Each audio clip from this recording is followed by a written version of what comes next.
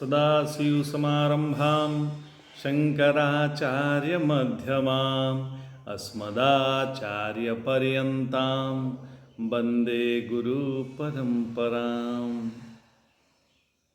गुरुब्रह्मा गुरुर्विष्णु गुरुर्देवो महेश्वर गुरु साक्षात् परं ब्रह्म तस्मै श्री गुरुवे नमः।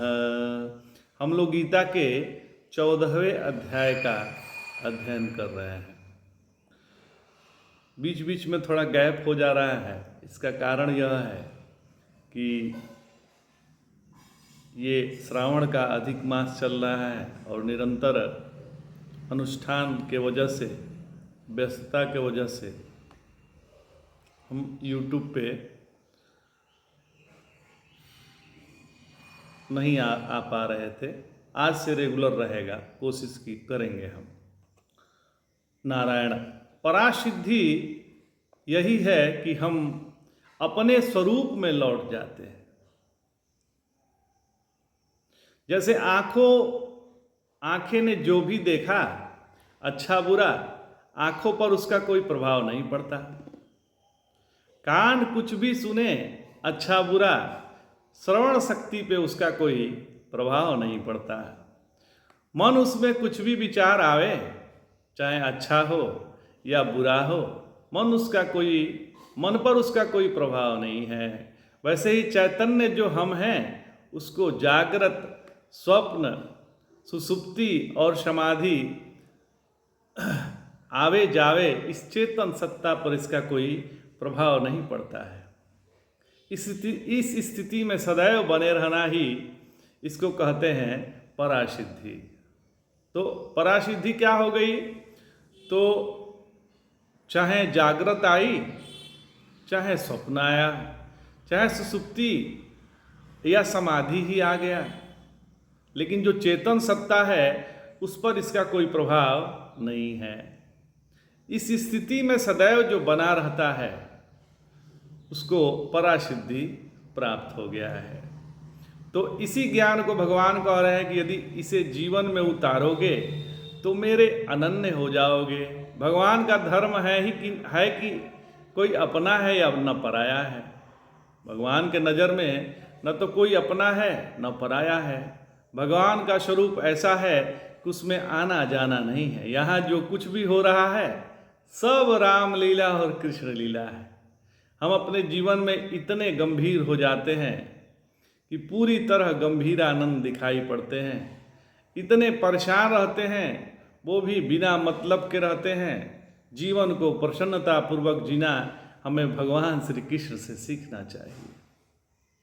उन्होंने पूरा गीता का उपदेश अर्जुन को हंसते हंसते सुना दिया और ऐसे सूक्ष्म एवं गंभीर विषय को उन्होंने अर्जुन को गा के सुना दिया महाराज, और वो भी आनंद को प्रकट करते हुए सुनाया। यदि हम शांत और प्रसन्न रहेंगे तभी अपना या किसी और का भी भला होता है। भला करते नहीं हैं,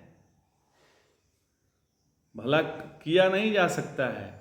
हम शांत या प्रसन्न रहेंगे तभी अपना या किसी का भला हो सकता है। नारायण, मनुष्य के जीवन में जो दुख के जो सबसे प्रसंग है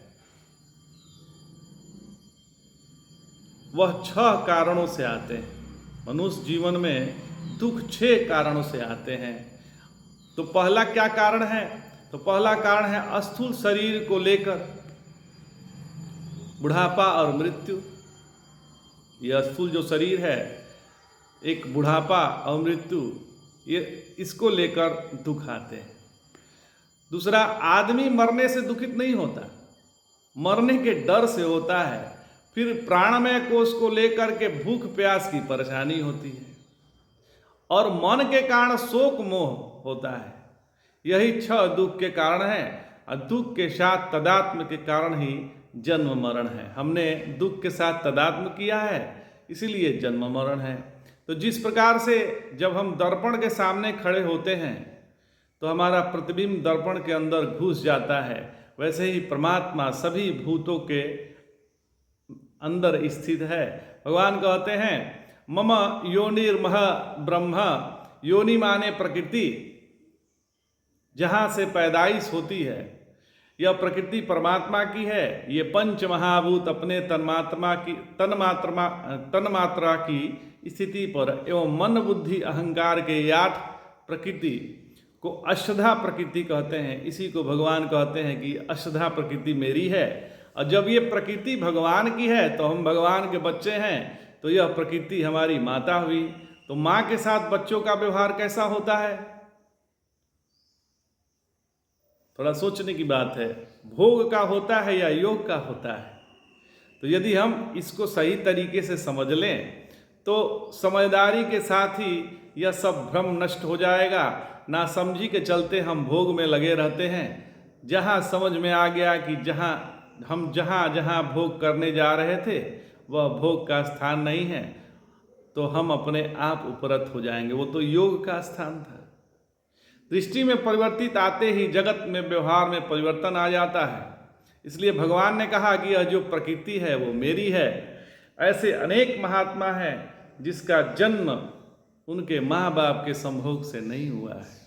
ऐसे अनेक महात्मा हुए हैं, केवल उनके माता पर ईश्वर का अनुग्रह, वो किसी मंदिर में जाकर भगवान के सामने खड़ी हो गई और वही उनको अपने में गर्भवती होने का एहसास हुआ।